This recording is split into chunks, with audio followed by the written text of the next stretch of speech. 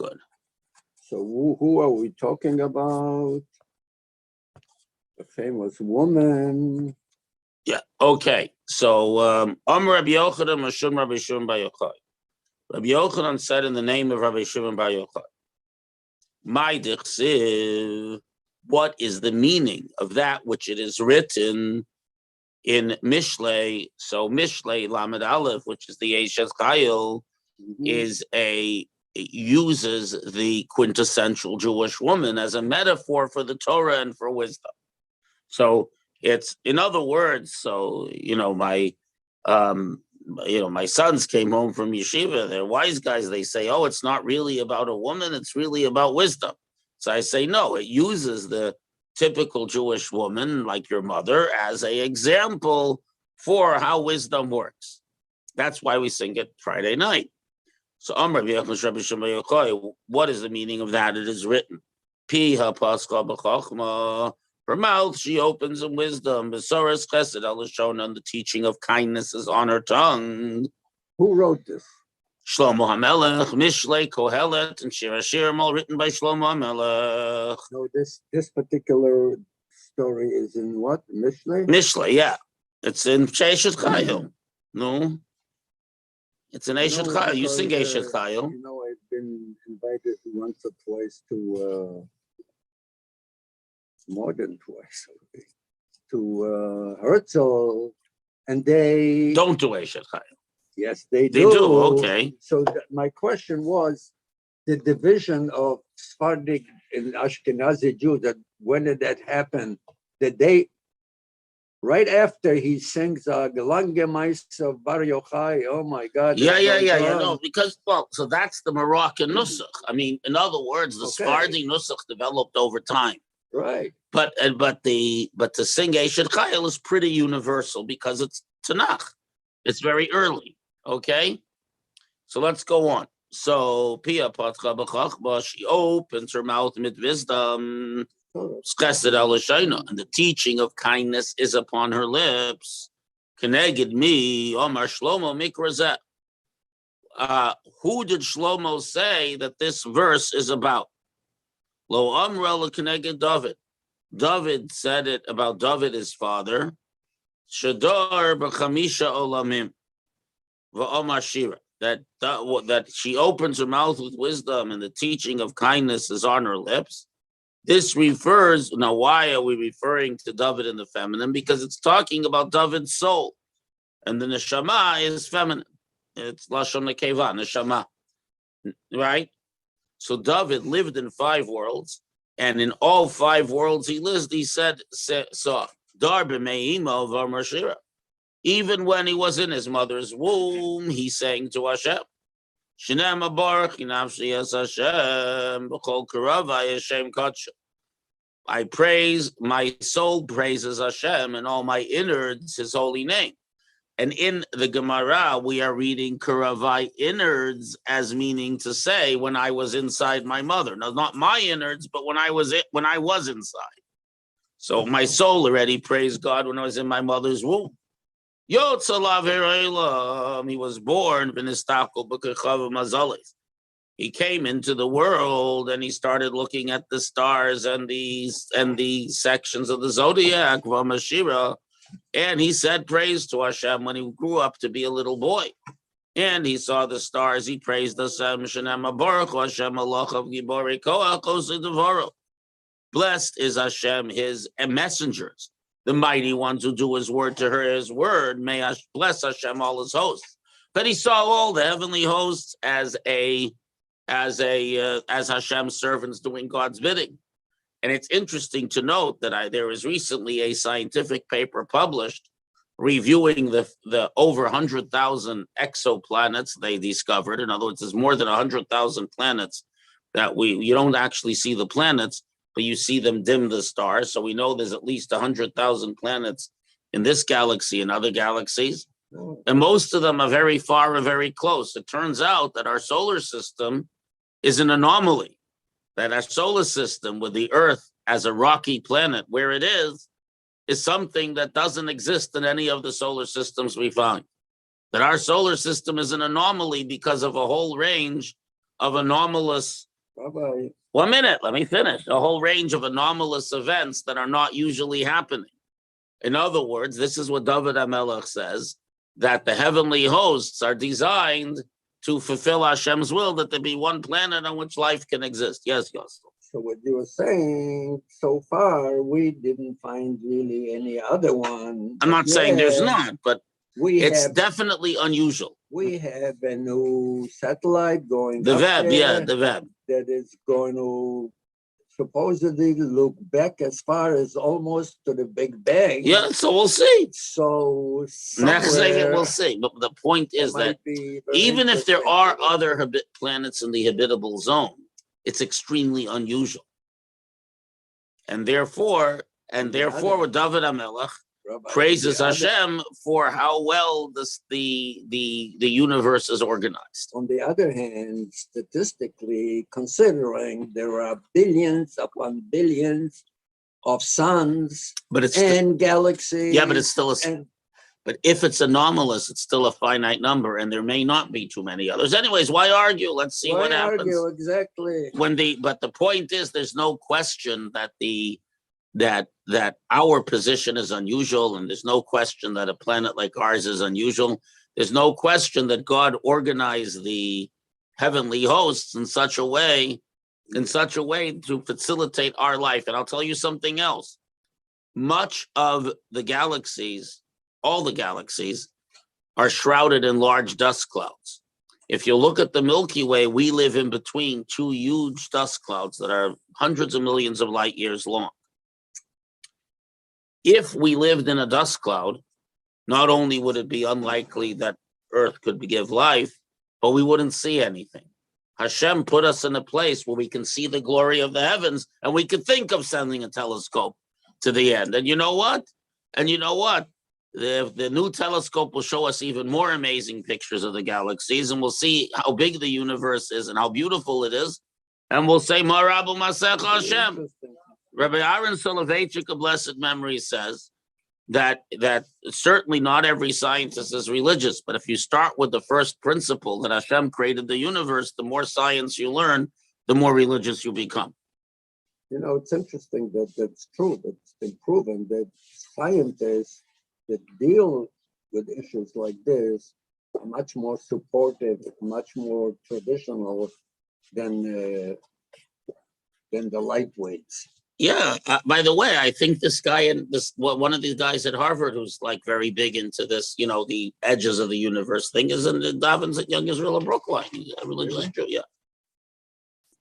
Okay. Anyways, Yon so goes on to say, so he came out into the world and he saw Yonak Mishteimai when he nursed from his mother's breast and gazed at her breast that gave her life. Amashiri said, "Price, Hashem. My soul praises Hashem al tishkechli kol gemula." And I praise to Hashem for all gemula, for all what He has given us. But the yigamel also means to be weaned, right? So my kol gemula v'ambravo she'asula dadim b'makom bina, that Hashem made the human being, that the human being feeds the baby, has breasts in the place of understanding, the heart. In other words, most mammals, the teats are like, if you ever milked a cow, all the way at the back.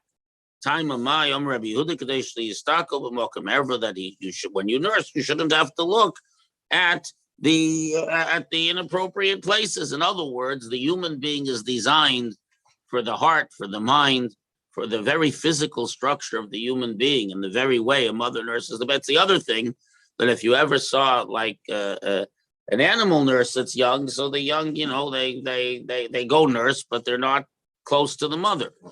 The way a baby nurses, she's right close to the mother's heart and can gaze at the mother's face and so on. But this must have been a big one For the woman movement. What? I think it's What very do you mean? Bim kombina? understanding. Are you kidding me? What? Yeah. The heart is the place of understanding. The woman has breasts. Bim kombina. In the place of understanding. Because No. the heart is considered to be the seat of understanding. Why? It doesn't say the heart, it says Shadea. No, but it says b'makom bina, by the heart. No. Oh, Bina, by the heart. Yeah. Why? Because the heart is the seat of the emotions and understanding. In other words, the true understanding is one that changes the kind of person you are. But the point is that a human being, and indeed other primates, but but the human being is created different. Most animals, the teats are in one place, and a human being, it's in another. Rav Masna, Markadesh, so you shouldn't, that a human being should not nurse near the place where the waste comes out. He saw the wicked fall as he got older. He saw the fall of the wicked, presumably the fall of Goliath, and he said so on. Shinem, as it says, in other words, but this is a big deal because only by the human being or creatures that look like human beings does the mother nurse the baby against her heart and gaze upon the child when she nurses him. It's a big deal because the human being is about understanding. Shinem, as it says, Yitamu chatoyim in the wicked shall go from the earth. You'll notice this is all in Tillim 104. Yeah. All these things. So he was born, and then he looked at the stars, and then he nursed. By the way, precocious children. 104. Yeah, this is all in Tillim Kuf Dalet. Kuf Gimel and Kuf Dalet. Yeah, all these verses are from 103 and 104 because it says, my soul praises Hashem multiple times. As it says, the sins shall perish from the earth, and there'll be no more wicked people. Baruch Hinafshi es Hashem. Hallelujah, praise Hashem. Nistako b'yom Misa. He gazed upon the day of his death, and he said songs. Shenema Baruch Hashem by you are very great. What does it mean that you have clothed yourself in glory and majesty? How do you know that it's dealing with the day of death? From the end of the pasuk, the tziv taster panecha yibaleya. When God hides his face from the people, they become hidden. Tosef ruchacha yigvom, and when their soul goes away, they die. So, in other words, that he acknowledges the death, and he praises Hashem that he had the opportunity to live a good life. And that is Rabbi Yochanan in the name of Rabbi Shimon Bar Yochai's discussion that Shlomo says that my father praised Hashem from the moment he was in the womb. He sang to Hashem until the moment of his death. And he praised Hashem for everything. Rav Shimi Bar Ukva. Rav Shimi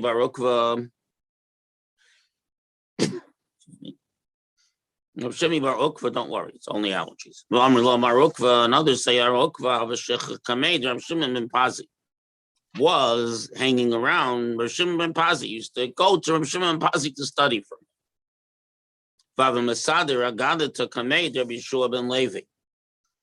And he was Masadir means they used to do everything by memory. So he was reviewing with Rabbi Yeshua ben Levi in front. He was reviewing Agadata, this kind of stuff, non-halachic stuff, midrashic stuff. Amalei, my dechsiv. He told him. In other words, he told Rabbi Yeshua ben Levi, my dechsiv. What is the meaning that it's written? Baruch Nafshi es Hashem. I shall praise Hashem b'chol karava, and all my innards, Hashem Kodsho, all my insides will praise Hashem's holy name, which is the end of 103. Amalei Borei. The meaning of this song of David is that David comes and says, "Come and see Shaloi Kamidas Hakadosh Baruch Hu Midas Basar V'Dam." That the traits of the Holy One, blessed be He, the character of the Holy One, blessed be He, is not like flesh and blood. Midas Surah Basar V'Dam. How? But Adam Basar V'Dam, a person of flesh and blood. Tzar Tzur Al Gabi Kosel. Make a picture on the wall. You can't give it a spirit and a soul, kervayim, innards, and intestines. HaKadosh Baruch Hu Eina Kain Tzar Tzur B'toch Tzura. He made a form in a form. In other words, he formed Adam out of earth, but not just his outer organs. When he formed Adam out of earth, he also put all his internal organs, and he gave him a soul, Kervayim, inner organs, Ayim, and intestines. And this is what Chana says: Ein kadosh Hashem. There is none holy like Hashem. Ki ein biltecha. There is none like you. Vein tzur keleinu. There is no rock like Hashem. Mind circulating. Don't read sore rock, but read sayar, artist. Ain't sayar kelekenu. There is no artist like Hashem. And I will add a modern interpretation to this. What David Hamel, what Chana is saying here, the amazing thing about creation that he's addressing is that Hashem, that basically we all begin from a little package of chromosomes, of DNA. And in that little package, Hashem puts the information that becomes our head and our heart and our brain and our intestines and everything else, and also gives us an neshama. When Hashem formed Adam out of earth, what is earth? Earth is chemical. Hashem took a bunch of chemicals and made a human being out of it, and in such a way that in this little genetic code, in these few molecules, Hashem wrote the whole story of humanity and the whole potential of the human being. So ain't Tzayer Kelokenu. There's no artist like Hashem. When he forms Adam out of earth, he forms him with all the inner layers and all the inner workings, and including all the systems and the endocrine system and the neuro system and the immune system and so on, all in one form. And you can see this that the entire human being is included in one little drop of chemicals, one little drop of chromosomes. So what Kana praised Hashem for, there's no artist like Hashem. The more we understand of the human body, the more we understand of how everything is packaged into this little infinitesimal drop that becomes the human being, the more we appreciate Ein Tzayer Kelokenu. There's no artist like Hashem who, in one little miniature, in one little package of chemicals, can put the whole human being. So if this Gemara was amazing to the people then, we understand now 100 times more how amazing what the Gemara says. I would like to bring up a comment. So this is all part of Agadata, really a lot. Right, this is Agadata. But it makes here, this is such an important Agadata because it teaches us that without this, you don't have learning. You don't have appreciation. Appreciation of learning. Not only that, that gives you, it makes a mensch out of you. You understand. And then when you get to the halacha, you then have something to work with. Very good, Yossel. So why do you think the halacha and Agadata are put together in Shas? No, because to appreciate what Hashem and what Hashem's commands you, you need the awe of God, the awareness of God's greatness, the awareness of what kind of people we should be, all the stories of the sages that we have. Yes, that's why Agada, and that is, and more than that. So why is it also? And I'll tell you something else. Okay. That for the hardworking Jews who worked from morning to night and came to shul in the evening, what did they learn with them? Ein Yankov. In other words, if you have 20 minutes to learn every day, you learn Agadata, because that gives you an awareness of what makes it special to be a Jew. Why is it? We also know that this was considered light. That halacha is the real thing. Well, the answer is they neglected. So first of all, you should know that tomorrow is the yahrzeit of Rav Shneur Zalman of Liadi, the author of the Tanya, the founder of the Chabad School of Thought. Yeah. And he admonishes people, even great scholars, to make sure that they study Agadata too. Terrific. And more than that, and more than that, because with just halacha, it can become very dry. One can fear the Shulchan Aruch more than one fears God.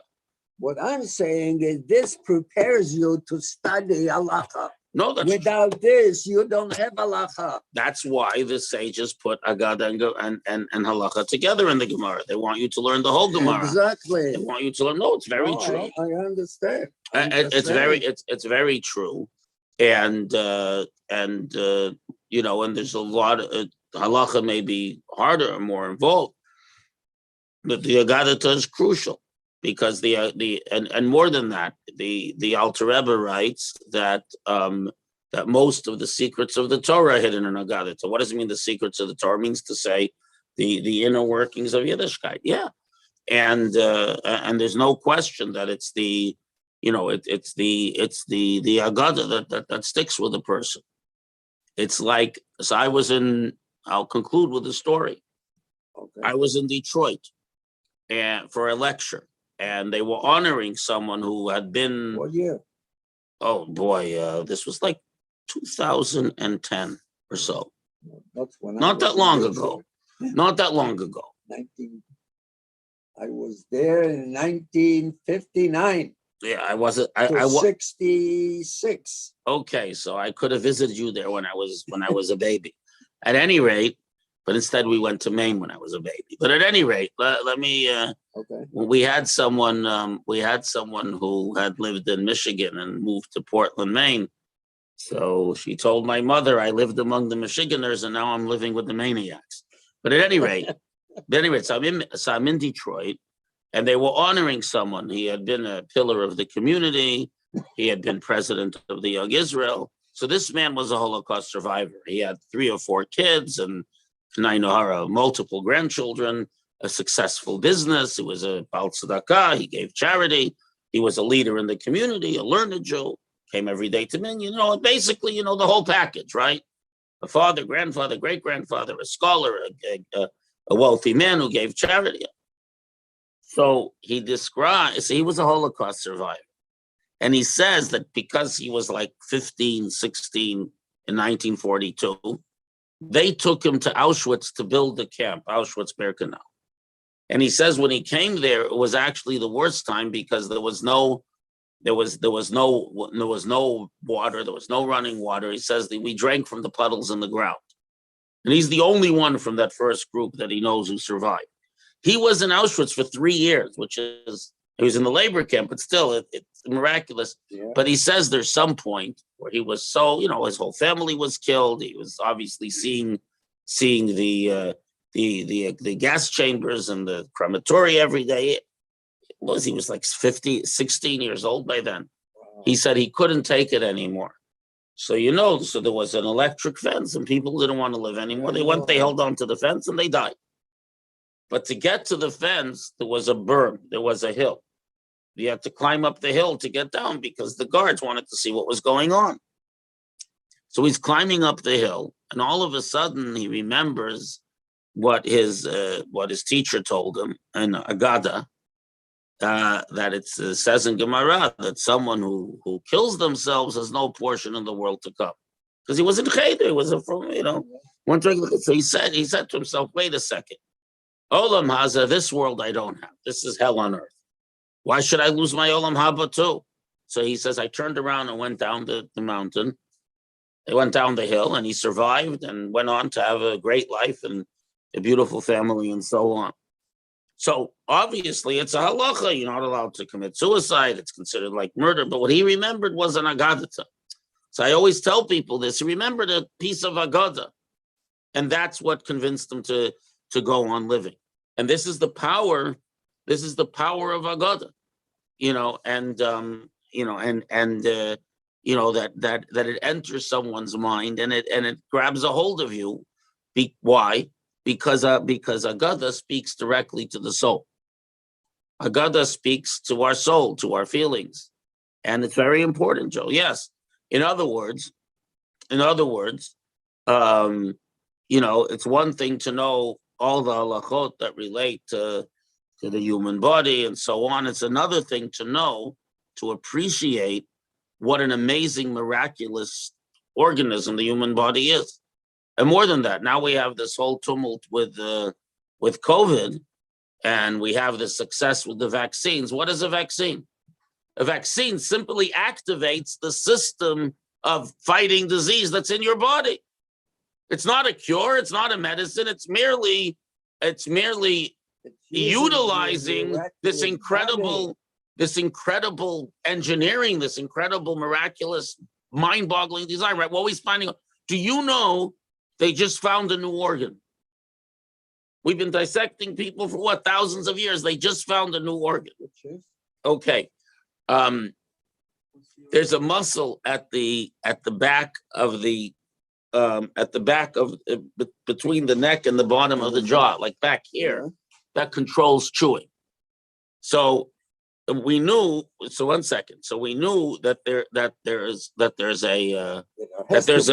an outer and inner layer.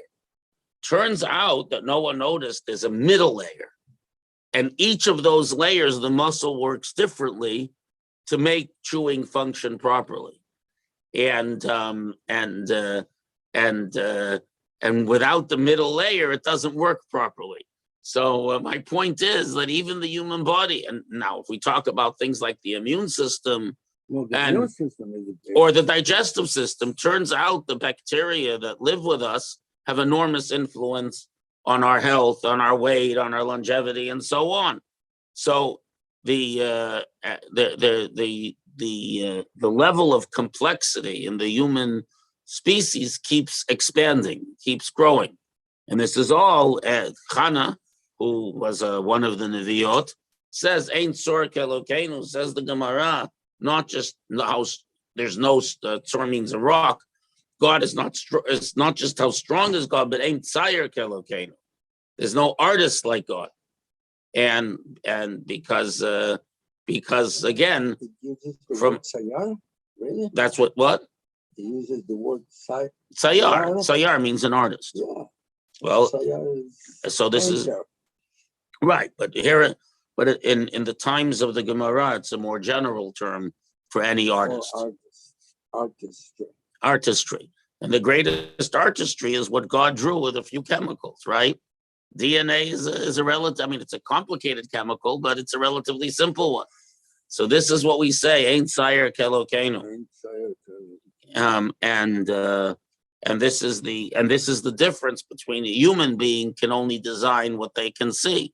But God can design a genome that designs itself, that fixes itself, that knows exactly, you have a little lump of cells and somehow it knows what becomes a head and what becomes an eye, and so on. We're trying to imitate that.